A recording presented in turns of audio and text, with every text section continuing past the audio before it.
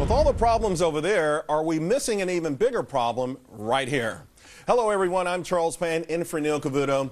To the growing risk from this growing number, the Independent Congressional Budget Office warning a new fiscal crisis is coming if Washington doesn't get its spending in check. Time for politicians to wake up. Cassandra Smith, Charlie Gasparino, along with Adam Lashinsky and Gary Kaltbaum, Ben Stein and Dagan McDowell will be back next week. Gary K., just how serious is this? Well, they say a crisis is coming, but I say it's here. Look, when you have $17.6 trillion in debt, $55,000 every citizen, and $155,000 for every taxpayer, we're talking some serious bucks here. This affects flexibility. If we have another 07 or 08, where are we going to get the money to use? We're already being talked about. We can't fix roads and bridges. This is a big problem, and it's only getting worse with the legacy costs coming down the pike. You know, Sandra, here's the thing. It just feels like a couple of years ago, everyone was up in arms when our debt was 14, 15 trillion. Have we gotten to the point where, you know, we're so sanguine about it that we don't realize that it's not just an economic problem, it's a national security problem. And it's just weakening our stance globally by the minute. The more interest rate payments that we have. I mean, when you look at Social Security, Medicare, and Medicaid costs, right now they account for 7% of our GDP. The CBO is projecting that that's going to double to 14%. The point is, Charlie, and this is what low interest rates, by the way, this makes us an unstable nation. No, it doesn't. We are not in a crisis right now. Listen, I don't. When do we get in a crisis? Just give me a number. Who knows? But let me. But it's more than 17 trillion. Let me make this point. I am against the fact that we are borrowing to have fun now, so our kids have to pay in the future. That's a real travesty. This is at some point going to be a problem, but everyone here that's sitting here saying we're in a crisis, that the world is coming to an end, they're wrong. People are buying our debt for a reason. They like the United States of America. I'm not saying it's good, but we are not in a crisis. We are in a crisis for many other reasons, including a lousy president. But for you to say that we're in a crisis, that was absurd. It violates every tenet of economic rationality. No, it doesn't. All right, Adam, I want to go to you because do we wait for the crisis number? Since Charlie can't give me the exact number, who can? It's not 17 trillion. Do we wait till we get there? Because at that point, there's no turning back. So I happen to agree 100% with Charlie, and here's the good news. We're not in a crisis, and we know exactly what needs to be done. And basically what needs to be done, and Sandra touched on this, is entitlement reform. And we know that that's really the only thing that has to be done. And it's so easy, we can do that. Done. Hold on, it's a political problem, and here's the really good news. This is a very difficult time in the world, and the good news is that our problems in the United States are not nearly what the rest of the world faces in their horrible problems. We can do this. We can fix Social Security. We can fix Medicare, but it's going to take some political will, and the good news is, Charles, we have time. You know, here's the bad news. We are walking past this thing, whistling past the graveyard, Adam. Gary, I want to go to you because, listen, no one's saying we're going to fall off a cliff tomorrow, but the idea that we just keep ignoring this and that one day we can flip a switch and fix it is absurd.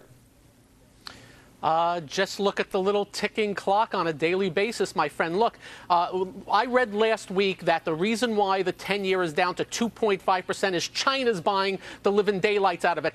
This is about national security. If we keep owing all these other countries, if we keep owing all these other countries, we have to deal with them. When we have to deal, hold on one second. When we have to deal with them going forward, we lose a ton of leverage, a ton of flexibility, and the problem is it never ends. You keep saying about no crisis. All I know is nobody's doing there's anything a reason about why it. the world is buying our debt. We may be the tallest midget in the room. Well, we know we're selling the debt, though. Charlie, this is what I want to get to. 100% right about that. I'm not worried about who's buying it. I'm worried about the fact that we're selling it. What number do we get to? First off, Charles, you're looking at that number wrong. You're not supposed to look at the overall debt. You're supposed to look at the overall debt in terms of our GDP. Which is supposed to be 106% in the next 25 years. I'm not saying it's good, but what I'm telling you right now is that we are not in a crisis. You cannot give me one economic indicator right now that says we're in a crisis where the dollar is going to implode. By the way, people look at the U.S. dollar itself, Charlie. The U.S. dollar's been in the toilet for years. In the toilet? What kind of buying power do we have with our greenback right now? Really? We can't buy stuff? Look at the price of oil. Why do you think oil's over $100 a barrel? Because of the devaluing of the U.S. dollar. Why are we paying $3.50 for gas? Is that a lot of money? Oh, you're nuts. You're nuts. What economy do you live in? It's not a lot of money. What do you think these assets are denominated in? The U.S. dollar. With all due respect, are you telling me people can't afford gasoline right now? No, absolutely. You're reading this the wrong way. Hold on one second, Charlie. That's an obvious commodity. I'm going to bring Adam back in because, Adam, Here's the thing. To me, the big number right now is $17 trillion, along with some of these other unfunded liabilities that Sandra brought up earlier in the show. So cumulatively, the number's outrageous. We couldn't fit it on the screen if we used the smallest font possible. Right. That should be a yellow, if not red flag. Don't you think we can be too confident about the fact that we're the only game in town right now?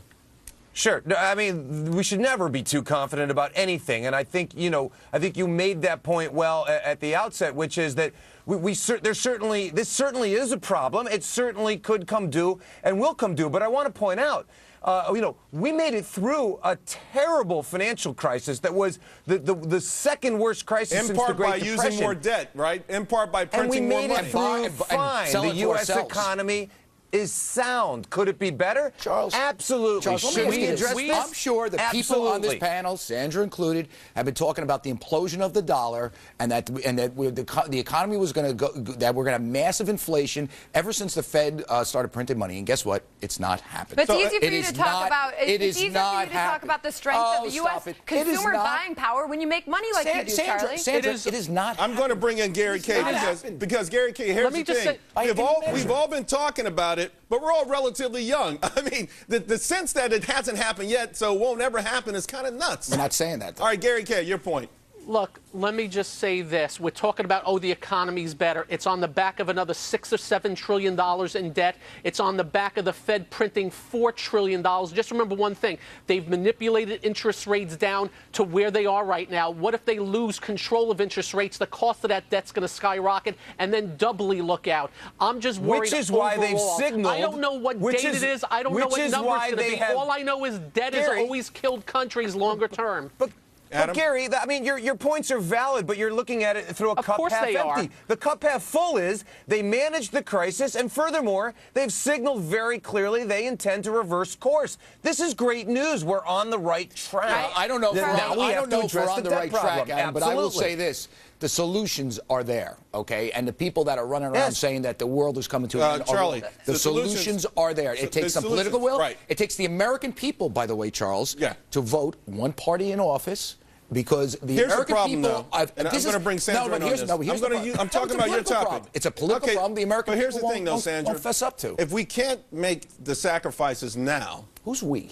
You just said the American people. They don't refuse to do it. Here, if it can't be done now, why would it be done later? That's the problem, and that's what I want to say, Charlie. You think the crisis doesn't come till we can't make payments on our interest, okay? I see the crisis is now when we have the interest payments that we have. When is that going to happen? The dollars are going. Listen, if I'm $20,000 in credit card debt right now, my credit score is still good. I can go get another loan. Guess what? I'm in a crisis now. If I lose my job, we're not prepared for an emergency, We Charlie. fought a second world war with massive amounts of debt, and we got out of it through planning and through a growing economy. That's what does it. When you grow the economy, it does it. And by the way, if the world was coming into an end, the lights would be off right now. We wouldn't be doing this. We are spending so much money. We are borrowing so much money, and we have no political will. If we make this an emergency after it's too late, then we're all in a lot of trouble. That's true, but don't run around saying the world's coming to an end, because it's not. No, but our job is to inform people, and I think the audience, they'll weigh in. But I think it's pretty clear. Everyone agrees it's a problem. We may disagree on when we should be starting panicking. Party at Charlie's house. Agreed. All right, guys.